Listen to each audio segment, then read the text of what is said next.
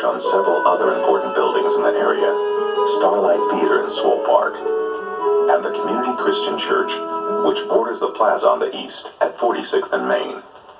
The church was originally designed by Frank Lloyd Wright.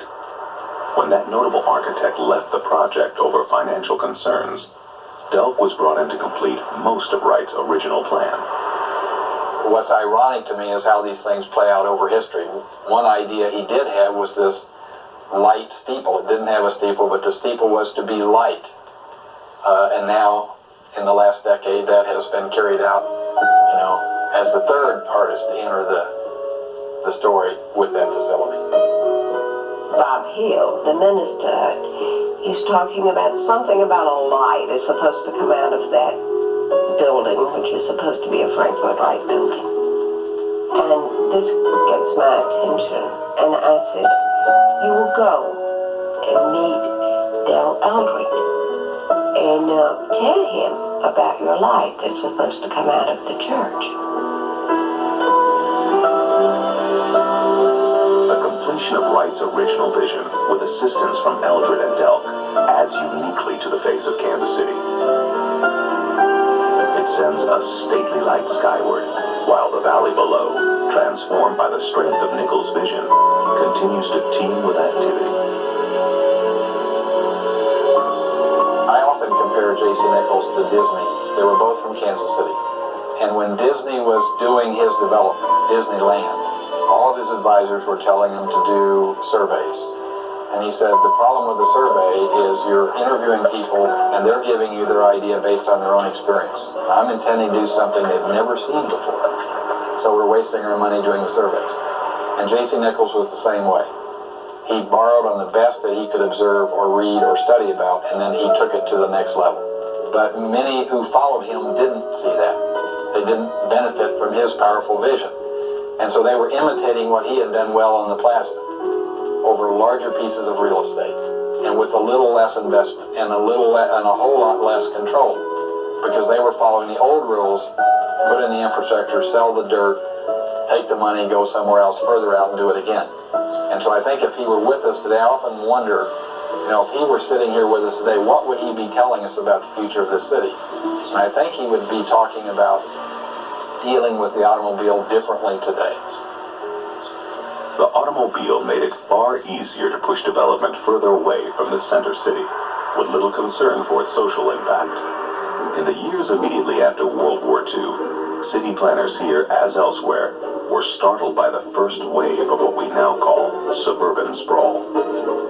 Our major growth pattern was affected by 4 events. One was the Federal Home Loan Lending Act, which enabled white veterans, because there was discrimination in the federal policy, to come back and buy a new house with federal loans.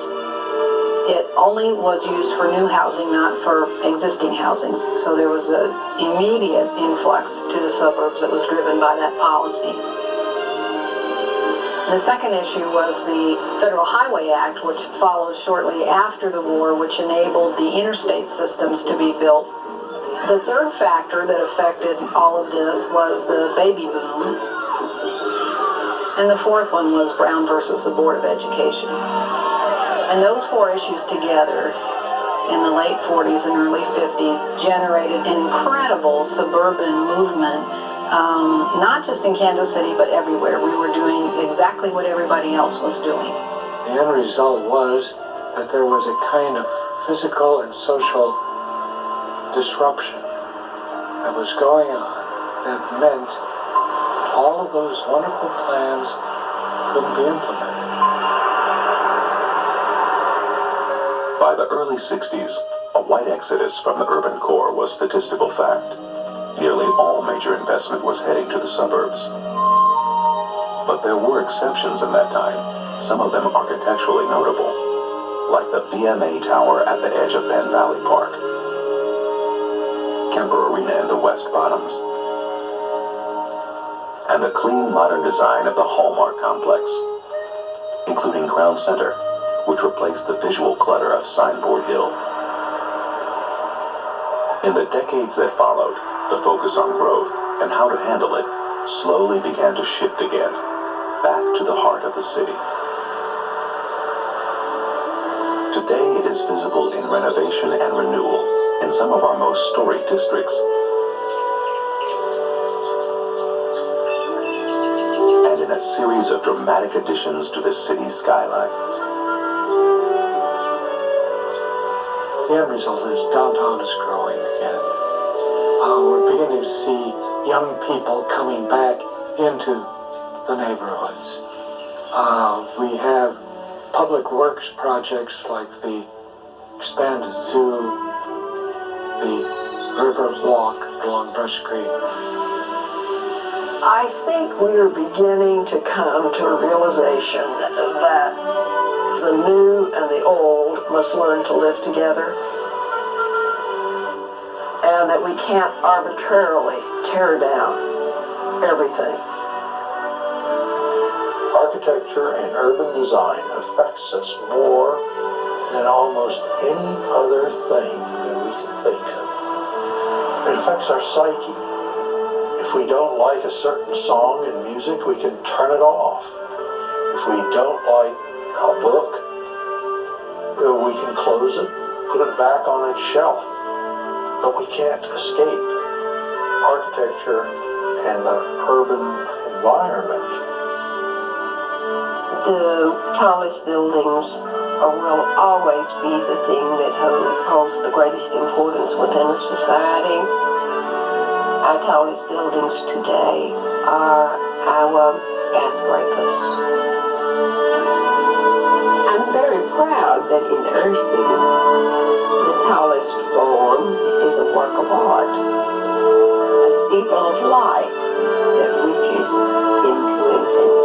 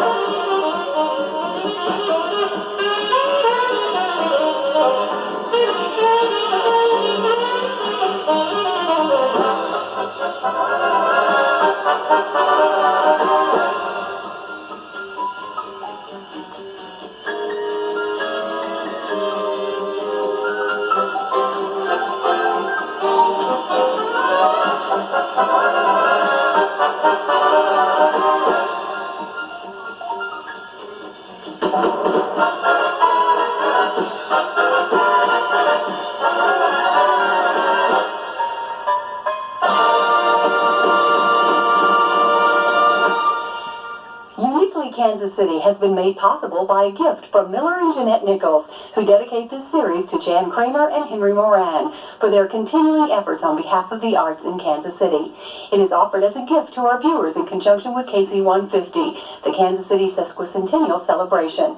The producers wish to thank Paddock Productions for the high-definition television equipment used in making this series, and Joan Israelite and the Arts Council of Metropolitan Kansas City for their assistance.